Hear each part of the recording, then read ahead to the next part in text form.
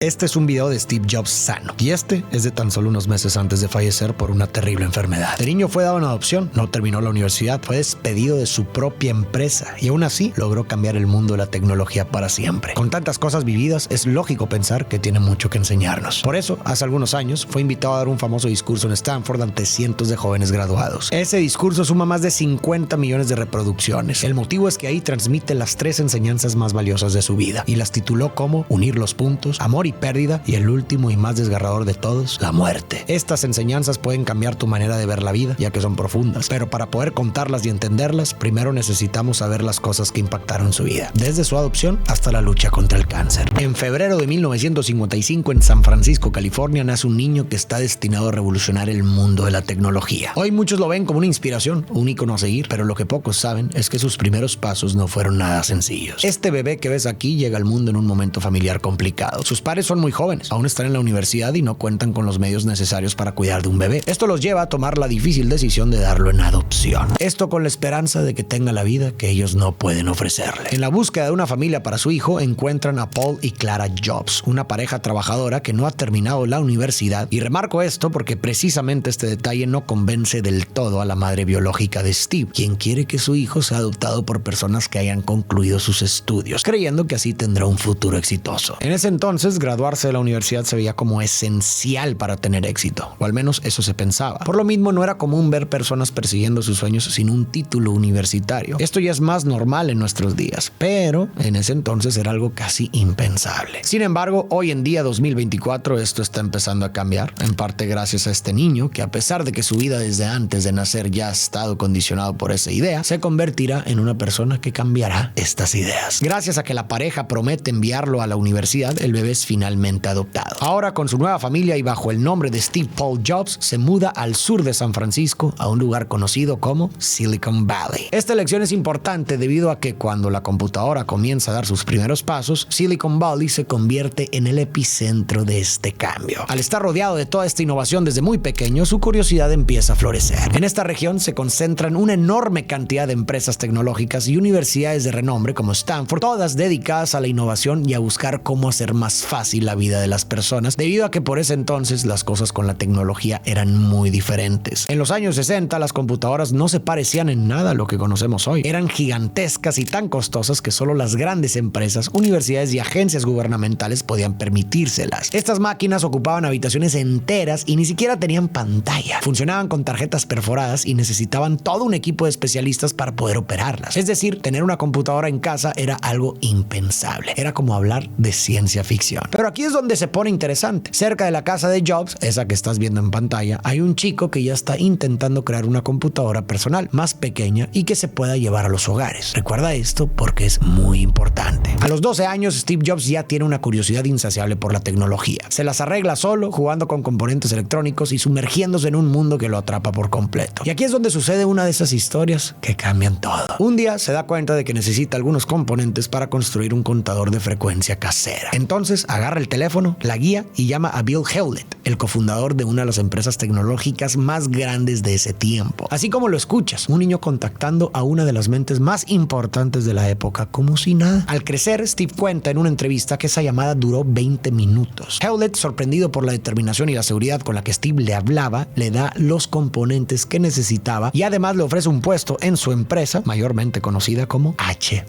Y esto no es poca cosa, ya que esta puerta que se abre es a un mundo lleno de posibilidades. Es así como el niño se une al club juvenil de la empresa, un espacio donde ingenieros de la compañía enseñan a niños y jóvenes las últimas innovaciones en computación. Pero para Steve esto es más que una experiencia, es como entrar a un mundo nuevo que, al estar rodeado de mentes brillantes y la última tecnología, le brinda conocimientos de primera mano. Esta experiencia en particular sienta las bases de su asombrosa visión a futuro. Una visión que con el tiempo se desarrolla y se vuelve cada vez más clara. Verás cómo llegará a un punto en el que parece estar adelantado a su época, viendo posibilidades que otros ni ni siquiera imaginan. Después de esta experiencia, Steve termina sus estudios básicos y el siguiente paso es seguir el plan que sus padres tienen para él desde muy joven, la universidad. Comienza sus estudios en Reed College, pero al poco tiempo de asistir se da cuenta de que la universidad no es lo que había imaginado. Las materias obligatorias, esas que tiene que cursar para avanzar al siguiente año, le parecen aburridas e incluso una pérdida de tiempo. Por eso, después de tan solo un semestre, decide abandonar la carrera. Esto es muy fuerte porque recordemos que hasta ahora su vida había estado condicionada por eso. Sus padres lo dieron en adopción porque no iban a poder darle una vida sin estudios universitarios. La condición de adopción para el bebé era que le dieran estudios universitarios y sus padres adoptivos hicieron un esfuerzo gigante para que él entrara a la carrera, pero ahora lo está abandonando todo. Esto en primera instancia puede parecer trágico, más si consideramos su historia de vida y el potencial que la mente de Jobs tiene. Pero en realidad Steve lo hace por razones bien fundamentadas, pero en un momento te hablaré más de ello. Por el momento, el chico no tiene idea de qué quiere hacer con su vida. Además, no quiere decepcionar a sus padres que han hecho tantos sacrificios y puesto demasiado dinero para que pueda estar en esa universidad. Por esta razón, Steve decide quedarse en el campus, pero bajo sus propias reglas, esperando que en algún momento la decisión que acaba de tomar cobre sentido. Para esta nueva modalidad que se autoimpone, solo asiste a las clases que realmente le interesan. Y como ya no quiere seguir dependiendo de sus padres, especialmente ahora que ni siquiera está siguiendo el plan de estudios, comienza a buscar la manera de arreglárselas por sí mismo. Esto lo lleva a dormir en el campus, a veces en las habitaciones de sus amigos, y en más de una ocasión a recoger latas para venderlas y conseguir algo de dinero para comer. Con esto notamos que el interés de Steve por aprender en realidad siempre ha estado presente. Entonces, si es así, ¿por qué la abandonó? Bueno, para eso necesitamos entender quién o por qué se inventó el sistema educativo actual. La educación ha existido desde que los seres humanos comenzaron a transmitir conocimientos a otros, pero el sistema educativo moderno, tal como lo conocemos hoy, se lo debemos en gran parte a la revolución industrial. Durante este periodo se vivió uno de los mayores conjuntos de transformaciones económicas, tecnológicas y sociales de la historia de la humanidad. Con el auge de las máquinas y fábricas que producían más y a mayor escala, surgió la necesidad de contar con una fuerza laboral educada que pudiera operar estas nuevas tecnologías y trabajar de manera eficiente en las megafábricas que predominaban en ese entonces. El sistema educativo diseñado durante la revolución industrial fue influenciado por las necesidades de las fábricas, donde se requería una fuerza laboral obediente, disciplinada y eficiente. Las escuelas se estructuraron para preparar a los estudiantes a seguir órdenes, cumplir con horarios fijos y respetar la autoridad. En muchos casos, la educación se basaba en la memorización de datos y en la repetición de procedimientos. En esencia, las tareas repetitivas y mecánicas que se realizaban en las fábricas. Este enfoque trajo avances importantes como el acceso masivo a la educación y un modelo estandarizado que fue fácil de replicar. Pero este modelo no ha cambiado sustancialmente en siglos, a pesar de que la sociedad y las formas de producción sí han evolucionado. Para algunos, este modelo puede funcionar, aceptan la estructura y encuentran formas de adaptarse, lo cual está bien. Pero hay otras personas, como Steve Jobs, que desde muy jóvenes tienen una visión clara de hacia dónde quieren dirigir su vida. Para ellos, el sistema educativo, las materias forzosas o las de relleno pueden sentirse como un molde rígido que no se adapta a sus necesidades ni a su visión del mundo, lo que resulta en frustración y una sensación de estancamiento. Por eso creo que es esencial reconocer que mientras el sistema educativo puede ser adecuado para algunos, no es una solución universal. Jobs supo esto, así que decidió hacer las cosas a su manera. Y mientras Jobs lucha por buscar un propósito o un camino más sólido, encuentra un espacio donde se siente comprendido, un lugar que comparte sus mismos pensamientos e ideales, el movimiento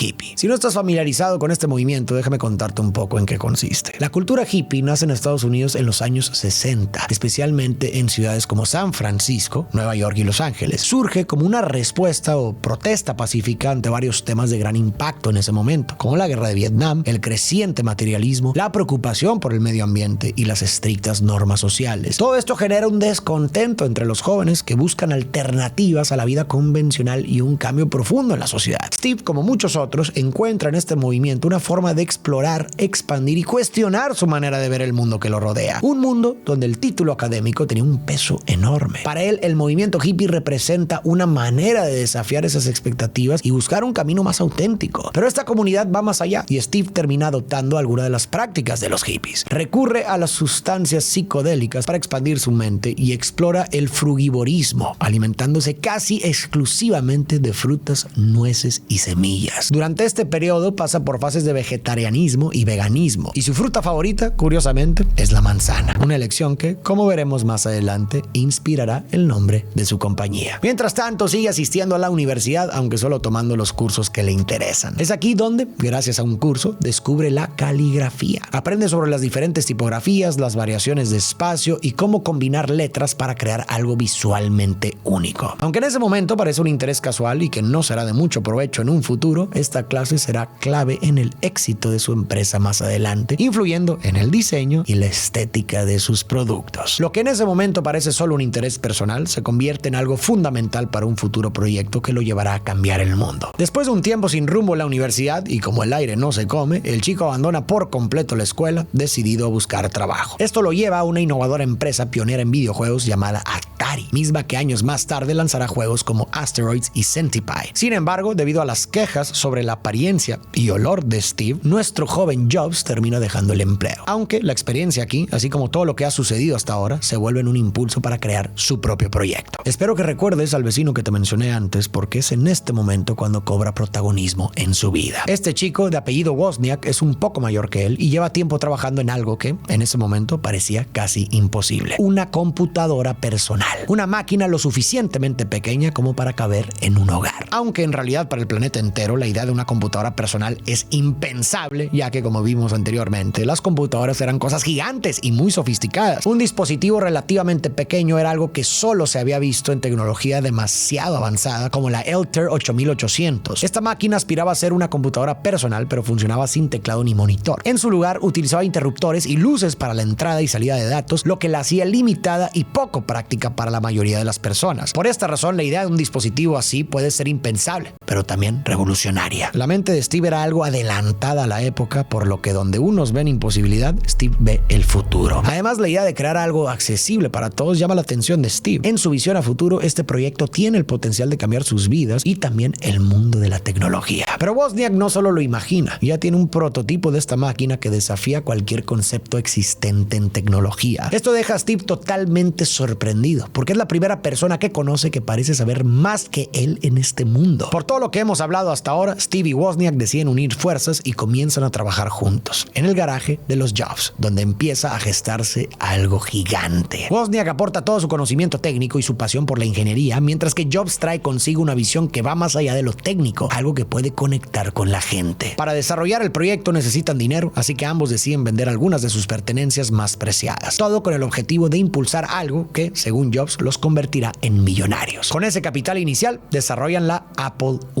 Es básicamente una placa de circuito ensamblada que no tiene carcasa ni monitor, es decir, una caja con un teclado que puede conectarse a la pantalla de tu casa. Puede parecer algo sencillo, pero es revolucionario. Aunque su uso puede ser un poco tedioso, es mucho más práctica que las computadoras de la época, esas que ocupan habitaciones enteras. Así, el Apple I es el primer paso hacia algo mucho más grande. Mientras perfeccionan el diseño, Jobs decide formalizar el proyecto y funda la empresa bajo el nombre de Apple Computer Inc. Según él, Apple es un nombre sencillo, divertido y fácil de recordar. Para el logotipo, eligen una manzana con una mordida para evitar que se confunda con un tomate. Además, con este nombre, la compañía aparecería antes en los listados de contactos. Este enfoque simple y accesible se convierte en una de las claves de la identidad de la empresa. La primera gran oportunidad llega con Byte Shop, una tienda de computadoras donde Steve presenta el producto que creó junto con Wozniak. Esta sería su primera venta. El desafío pone a prueba la habilidad de Jobs para vender y lo supera con éxito total al cerrar un pedido de más computadoras de las que podían fabricar en ese momento. De hecho, quien le compró las primeras computadoras recuerda ese día como una hazaña, cuando un joven hippie logró venderle una gran cantidad de máquinas que ni siquiera habían salido al mercado aún. No obstante, Steve se da cuenta de que tienen un mercado limitado, así que le pide a Wozniak que cree una versión mejorada y más atractiva. Pero pronto se dieron cuenta de que necesitaban más capital para producir los ordenadores a mayor escala. Es por esto que Jobs se acerca a varias personas en busca de financiamiento, incluyendo a Mike Markula, un experimentado empresario e inversionista que termina viendo el gran potencial de Apple. Gracias a esta inversión de aproximadamente $250,000 en la empresa, les permite a los chicos que Apple despegue como una compañía formal y deja atrás el garaje de Jobs para competir formalmente en una industria emergente. En pocas semanas desarrollan el Apple II, una computadora que marca el inicio de su verdadero éxito. El Apple II se convierte en el primer ordenador personal diseñado para el mercado masivo. A diferencia del modelo anterior, viene con una carcasa mucho más elegante, un teclado integrado y esta vez con una pantalla. Es una máquina pensada para que cualquiera pueda usarla en casa. Jobs comprende que la clave va más allá de la tecnología. El éxito comercial radica en cómo se presenta y se integra en la vida cotidiana de las personas. Con este producto, Apple marca un antes y un después en el mundo de la computación, estableciendo las bases de lo que serán las computadoras al día de hoy. Gracias a todo esto, los años 80 llegan con fuerza para para esta compañía que comenzó en una simple cochera familiar. Sus ventas incrementan radicalmente de la noche a la mañana con más de 300,000 unidades vendidas y Apple se consolida como un éxito en el mundo de la computación. Lo más impresionante es que estas computadoras de Apple comienzan a utilizarse en colegios y hogares, abriendo la puerta a un mundo donde la tecnología se convierte en parte del día a día. Esto impulsa a la empresa a cotizar en bolsa, ampliando su alcance y accediendo a un mercado enorme con una demanda que, por el momento, solo ellos pueden satisfacer. Todo gracias a la visión de Steve Jobs, que, sumados al cerebro tecnológico de Wozniak, los convirtió en millonarios. En este punto, Apple comienza a innovar con la tecnología disponible, siempre buscando lanzar modelos más avanzados. Así es como llega a crear lo que se convertiría en un ícono del futuro, la Macintosh. Este nuevo lanzamiento se perfila como algo verdaderamente revolucionario. Sin embargo, aunque Apple ha tenido éxito con sus primeros modelos, es IBM quien domina la industria emergente de computadoras personales. Un año después de la Apple I, IBM lanza su propia computadora personal y tiene un éxito rotundo. Y Steve Jobs quiere cambiar eso. Así que en esta nueva versión introduce elementos que cambian por completo la experiencia del usuario. Ventanas interactivas, iconos y un mouse que permite navegar por la pantalla de una forma completamente nueva, mucho más cercana a lo que hoy conocemos. Steve presenta la Macintosh de una manera cautivadora desde el inicio, posicionando a IBM como un opresor y a la Macintosh como una rebelde que llega para liberar a todos de ese control. Esta narrativa que Steve lleva a la publicidad de su computadora impacta al público, ya que Jobs muestra a la Macintosh como una herramienta de libertad.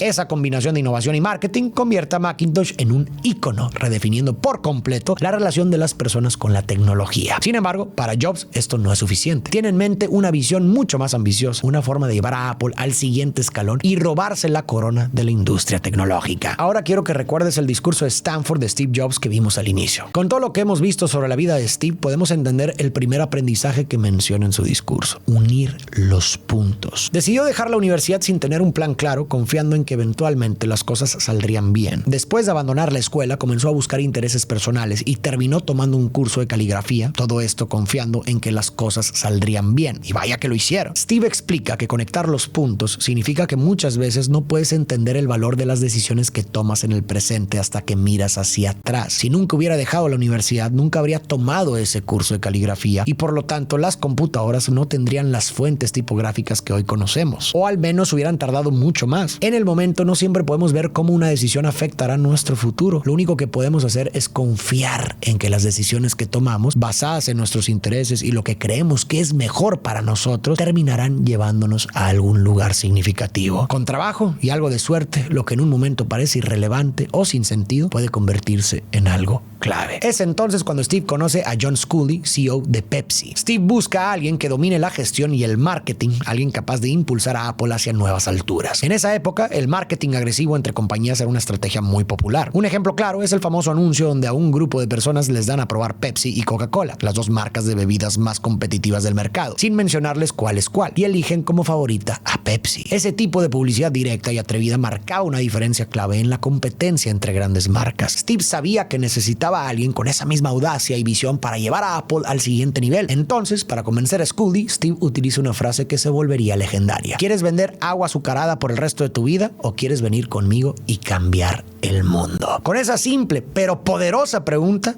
logra llevarse al mejor CEO de marketing del momento, alguien que con su experiencia ayudaría a llevar a Apple a nuevas alturas. Sin embargo, en este punto, con el crecimiento y tantos cambios que se producen en esta compañía, Wozniak y Jobs empiezan a tener dificultades. Sus diferencias creativas, profesionales y personales se vuelven cada vez más evidentes, por lo que Wozniak decide renunciar. Aunque es un golpe difícil para Steve, sigue adelante con Apple. Las cosas van cada vez mejor, pero está tan concentrado en su lucha contra IBM que no percibe una nueva amenaza que se avecina: Bill Gates, un joven genio de la informática de su misma edad que ha fundado una pequeña compañía llamada Microsoft. Lo más irónico de todo esto es que este joven emprendedor y su equipo incluso ayudan a Apple a desarrollar el sistema operativo de sus computadoras, pero sin que Steve lo note, Gates empieza a tomar algunas ideas para su propio proyecto. Esto da lugar a Windows, un sistema operativo muy similar al de Macintosh, algo que con el tiempo le costará todo lo que ha construido hasta este momento. Gracias a las ideas tomadas de Apple, Microsoft se expande rápidamente, marcando el inicio del declive de Apple. Las ventas de la Macintosh comienzan a caer y el público empieza a preferir las opciones más accesibles que ofrece Bill Gates. Aunque Apple decide demandar a Microsoft, el daño ya está hecho. Y la ventaja que Gates ha logrado en el mercado pone a Apple en una situación difícil. Debido a la creciente tensión y a que Steve descuida sus proyectos, comienza a tener constantes roces con John Sculley, el mismo CEO que él había traído a la empresa. La situación se agrava tanto que la junta directiva toma la decisión de apartar a Jobs gradualmente de la creación de nuevas computadoras, argumentando que sus malas decisiones han llevado a la empresa a una situación difícil. Finalmente, esta serie de conflictos culmina en el despido de Steve Jobs de la compañía que él mismo fundó. Y si bien tiene gran parte de las acciones de Apple, Steve decide comenzar a venderlas poco a poco hasta quedarse con un porcentaje mínimo. Su único interés al hacerlo es seguir recibiendo los informes anuales de la compañía y mantenerse al tanto de su evolución. Con esta nueva realidad, Steve Jobs se enfrenta a uno de los momentos más difíciles de su vida. Se encuentra nuevamente en la posición de principiante, obligado a empezar de cero cualquier proyecto o incluso buscar trabajo, algo que no deseaba. Antes de iniciar cualquier cosa, decide tomarse unos meses para sí mismo. Durante este tiempo, se casa con Laureen Powell y comienza a dedicar más tiempo a su familia, buscando un equilibrio entre su vida personal y la incertidumbre profesional. Después de esta pausa, y porque realmente ama lo que hace, Steve decide que empezar desde cero no es tan malo. Así funda una nueva compañía, Next Computer, enfocándose en usar todo lo aprendido hasta el momento para crear computadoras de alto rendimiento, pero estas dirigidas al sector educativo y empresarial. Con esta nueva visión desarrolla máquinas potentes, elegantes y con un sistema operativo innovador, algo, una vez más, nunca antes visto. Un año después, Steve adquiere Pixar, una pequeña empresa de efectos especiales, y juntos logran algo revolucionario. Crean el primer largometraje completamente animado por computadora, Toy Story. Este éxito marca un nuevo capítulo en la industria del cine y en la vida de Jobs, quien sigue demostrando que su capacidad de innovación no tiene límites. Mientras a Steve le va bien con sus nuevos proyectos, Apple entra en declive. La compañía, que una vez llegó a liderar la innovación tecnológica, empieza a caer en picada, llegando al borde de la bancarrota. En gran parte esto se debe a la falta de innovación tras la salida de Steve. Ya no tenían productos novedosos que lanzar y la competencia con Microsoft se volvía insostenible. Los productos accesibles de Microsoft comenzaban a ganar terreno y su sistema operativo avanzaba rápidamente, dejando a iOS cada vez más obsoleto. En un intento por salvar la empresa, Apple prueba diferentes estrategias, incluyendo colaboraciones con IBM y Motorola, pero estos esfuerzos fracasan. Sin más opciones, Apple recurre a compras estratégicas para mantenerse a flote. Una de ellas es Next Computer, lo que trae a Steve de vuelta. Este regreso marca un punto de inflexión en la historia de Apple. Jobs vuelve al juego como CEO con una visión renovada y más ambiciosa que nunca. Comienza a reconstruir la empresa desde sus cimientos, cerrando proyectos poco rentables y enfocándose en lo que realmente importa: crear productos innovadores que marquen una diferencia. El regreso de Steve a Apple es todo un acontecimiento y llega más cargado que nunca. Incluso anuncia una colaboración con Bill Gates y Microsoft, el hombre que lo había copiado años atrás, todo con tal de salvar a su compañía. Este movimiento es sorprendente para muchos, pero es necesario. Resulta que Bill Gates hace una inversión de alrededor de $150 millones en Apple como parte de una estrategia inteligente. Con esta jugada le da una mano a Apple para salir de sus problemas financieros, pero también beneficia a Microsoft. Al hacer que su sistema operativo Windows sea compatible con Mac, Gates asegura su presencia en el mercado, al mismo tiempo que evita posibles conflictos legales con Steve Jobs. De esta inesperada alianza nace algo clave: Microsoft Office para los productos de Apple, lo que refuerza aún más la relación entre ambas compañías y contribuye al renacimiento de la compañía de Steve. Aquí es donde entra la segunda enseñanza del discurso del inicio, titulada por Steve mismo como Amor y Pérdida. En este punto de su vida fue despedido y perdió su propia empresa, un golpe bastante duro, pero en lugar de rendirse, retirarse o dejarse derrotar por las circunstancias, siguió adelante. Sin embargo, este seguir adelante no fue motivado por una ambición desmedida de éxito o una necesidad económica, no. En sus propias palabras, Steve dice que esto solo fue posible porque amaba lo que hacía. Además, nos recuerda que el trabajo va a llenar una gran parte de tu vida, por lo que la única manera de estar verdaderamente satisfecho es haciendo lo que consideras un excelente trabajo. Y la única forma de hacer un excelente trabajo, creo que es amando lo que haces. Si aún no has encontrado lo que amas, no te preocupes. Siempre puedes darle un nuevo y mejor sentido a lo que haces. Y si simplemente no lo encuentras, siempre puedes intentar cosas nuevas, aunque sean en pequeños pasos. Mientras exista vida, hay posibilidad. Después de este regreso a Apple, Jobs comienza a implementar cambios drásticos en la compañía con un enfoque centrado en crear una empresa más eficiente y orientada a productos clave, aquellos que realmente podían marcar una diferencia en el mercado. En su regreso al mundo de la tecnología, Steve lanza la iMac, una computadora de escritorio que destaca por integrar todos sus componentes dentro del monitor y estar lista para conectarse al internet. Y sí, como ya son finales de los 90, el auge del internet transforma la manera como el mundo interactúa, permitiendo a las personas acceder a una inmensa cantidad de información y comunicarse instantáneamente unos con otros. La iMac facilita esta conexión uniendo a la humanidad en una red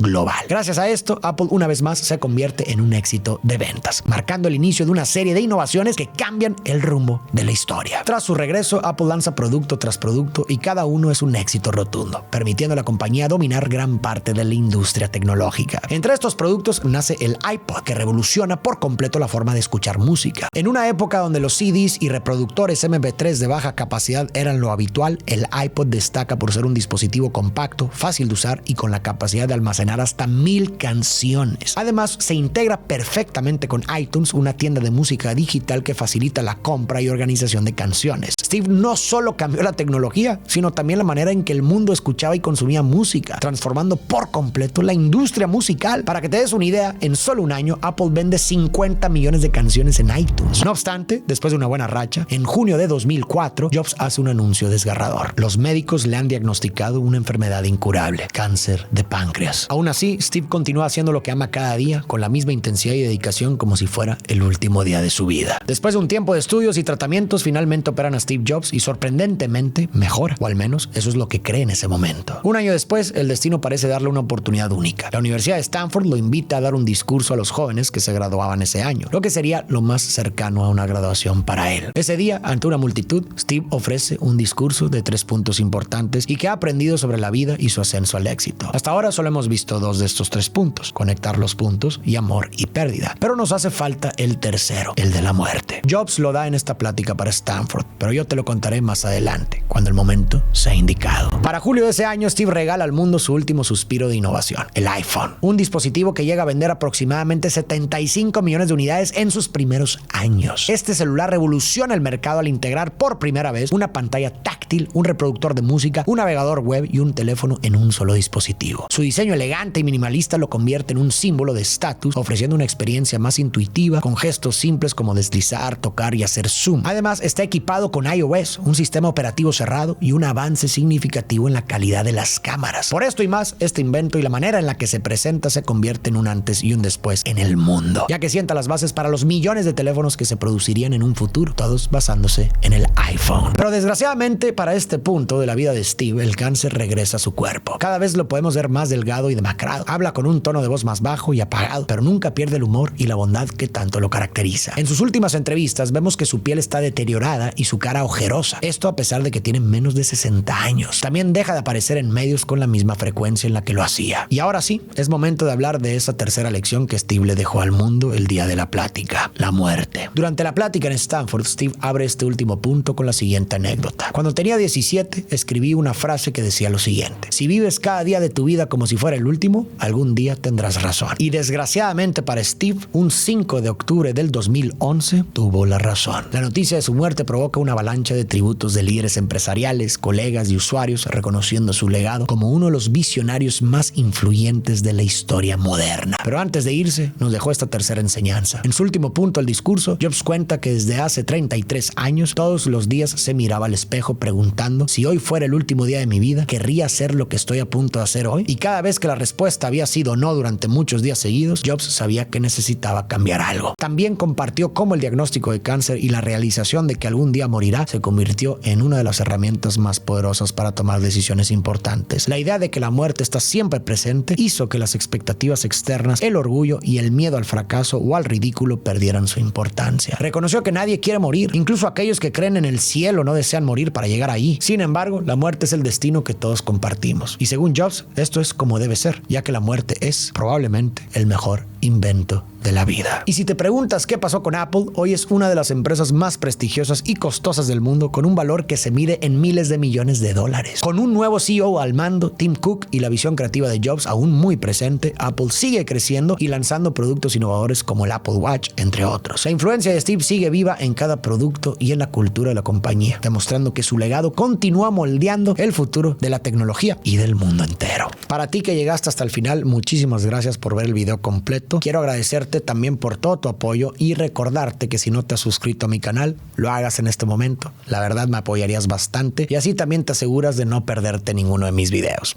Sin más, tú y yo nos vemos en el próximo video.